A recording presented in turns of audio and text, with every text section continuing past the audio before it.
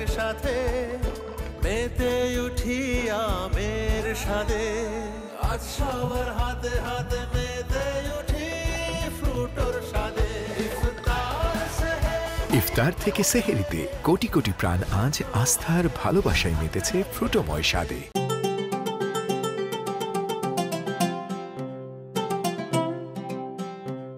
প্রাণ ফ্রুটো ইসলামী মনীষী বুল্লে শাহ, যার পুরো নাম সৈয়দ আবদুল্লাহ শাহ কাদরি, এই মরমী কবি 1860 খ্রিস্টাব্দে পাকিস্তানের পাঞ্জাবে জন্মগ্রহণ করেন।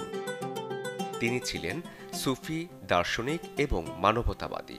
সেই সাথে পাঞ্জাবের জনমানুষের কবি হিসেবেও বেশ পরিচিত তিনি, যার মাধ্যমে পাঞ্জাবি সাহিত্যে সংস্কারের ঢেউ উঠেছিল।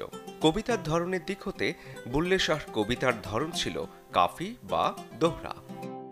1757 খ্রিস্টাব্দে মারা যান পাঞ্জাবের এই লালন। তার সমাধি বর্তমানে পাকিস্তানের কাসুরে অবস্থিত।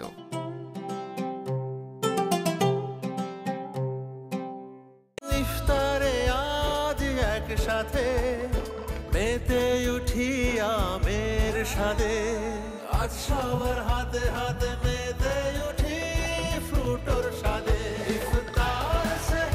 ইফতার থেকে সেহেরিতে কোটি কোটি প্রাণ আজ আস্থার ভালোবাসায় মেতেছে ফ্রুটোময় স্বাদে।